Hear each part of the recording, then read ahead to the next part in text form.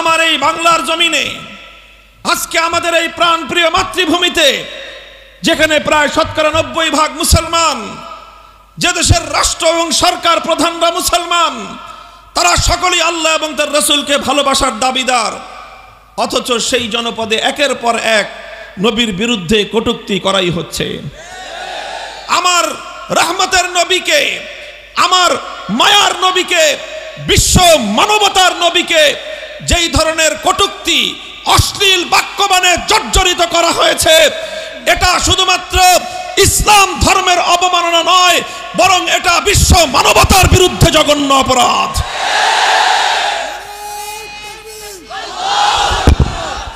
এই ধরনের অপরাধ যখন সংগঠিত হয়, সেখানে শুধু অপরাধী থাকে না, কটূক্তিকারী কেবলমাত্র অপরাধী নয়।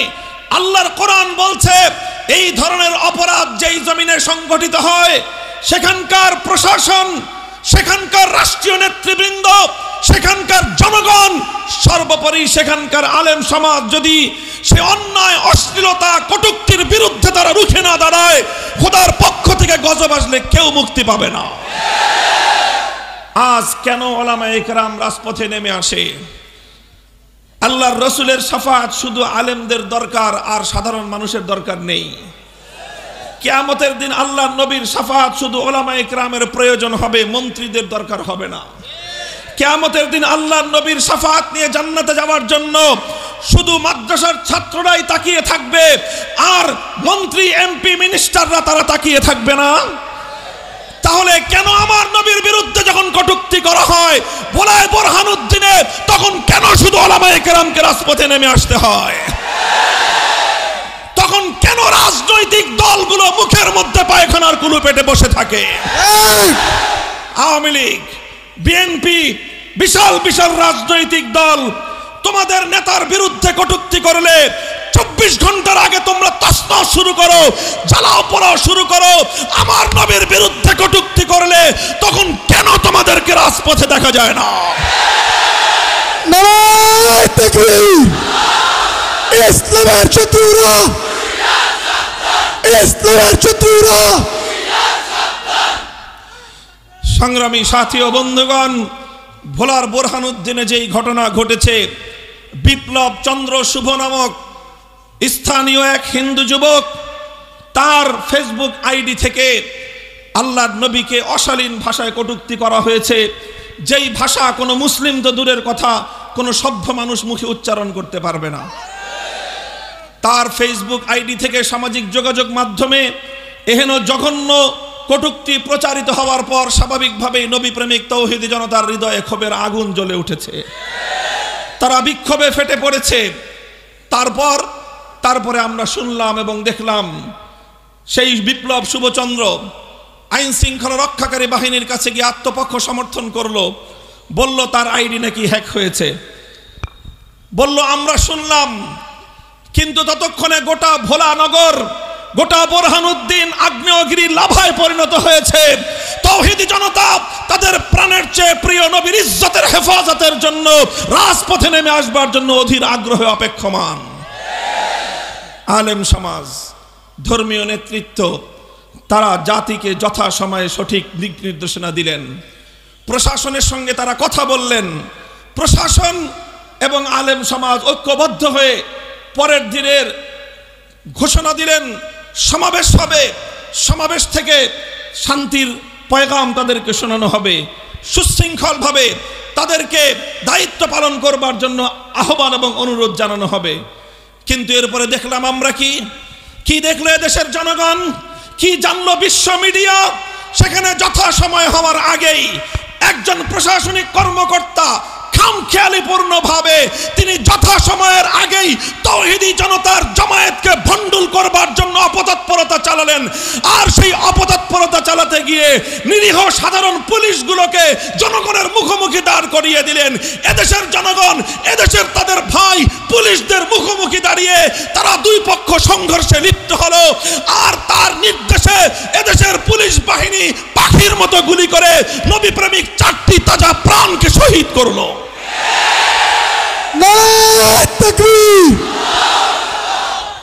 ভোলার এসপি তিনি কোনোভাবেই এর দায় এড়াতে পারবেন না। তাকে বিচারের কাঠগড়ায় দাঁড় করানো উচিত ছিল সরকারের। বোরহানুদ্দিনের ওসিকে যথাযথভাবে বিচারের আওতায় আনা উচিত ছিল। তৌহিদি জনতা উচ্ছৃঙ্খল ছিল না। ওলামায়ে কেরাম কোনোদিন উচ্ছৃঙ্খলতার নেতৃত্ব দেয় না। আজ ফরিদপুরের কেন্দ্রীয় জায়গায় হাজারো তৌহিদি জনতার এই বিক্ষোভ, আলেম সমাজ এক আঙ্গুলের নির্দেশে এদেরকে নেতৃত্ব দেয়। আমাদের ছাত্ররা, আমাদের কর্মীরা আমাদের আঙ্গুলের নির্দেশে ওঠে এবং বসে জিহাদের ময়দানে শাহাদাতের জন্য প্রস্তুত হয়। আবার নিজেদের জীবন উজাড় করে দিয়ে দেশ এবং মাটিকে রক্ষা করতে ওরা প্রস্তুত। নারায়ে তাকবীর। তাহলে কেন সেই দিন গুলি চালিয়ে এভাবে ভোলার পরিস্থিতিকে উত্তপ্ত করা হলো? আমরা এর সঙ্গে জড়িত সুনির্দিষ্টভাবে ব্যক্তিদেরকে তাদের পরিচয় জানতে চাই এবং তাদেরকে বিচারের কাঠগড়ায় দণ্ডায়মান দেখতে চাই। সংগ্রামী সাথী ও বন্ধুগণ, এভাবে ভোলায় হয়েছে। এর আগে বাংলার বিভিন্ন জনপদ থেকে, এর আগে ব্রাহ্মণবাড়িয়ায় হয়েছে, নাসিরনগরে হয়েছে, শহরে হয়েছে। বিভিন্ন জনপদ থেকে কিছুদিন পর পর আমরা দেখতে পাই আল্লাহর নবীর ইজ্জতের উপর কটূক্তি করা হয়।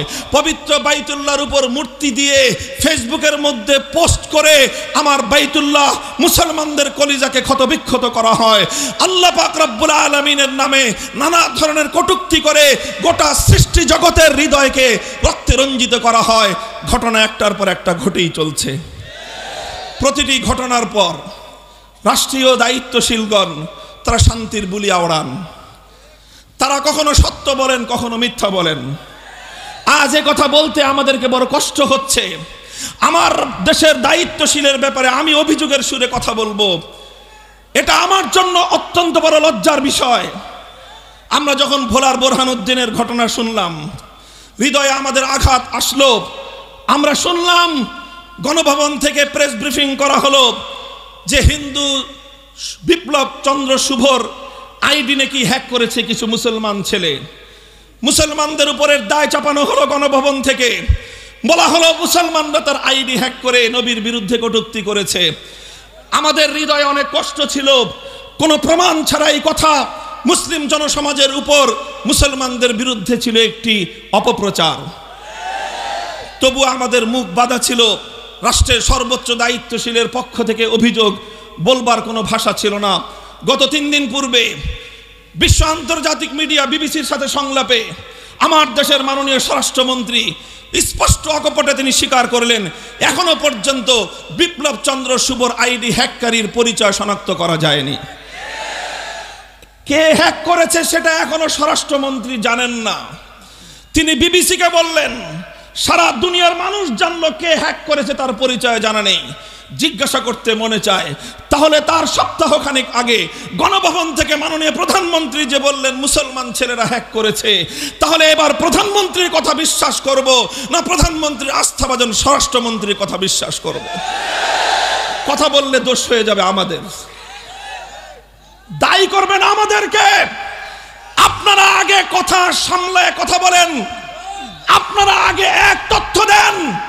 যদি আইডি হ্যাক করে থাকে কোনো মুসলমানের সন্তান, স্পষ্ট ভাষায় আমরা বলতে চাই, নবীর বিরুদ্ধে যদি কেউ কটূক্তি করে থাকে তার ধর্ম পরিচয় জানবার কোনো প্রয়োজন আমাদের নেই।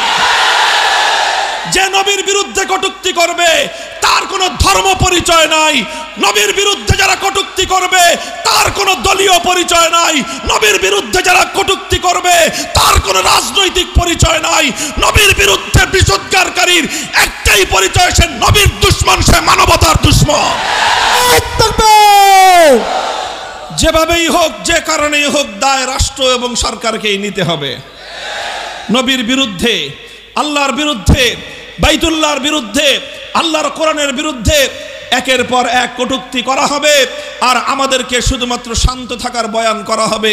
এটা কোনোদিনও গ্রহণযোগ্য হতে পারে না।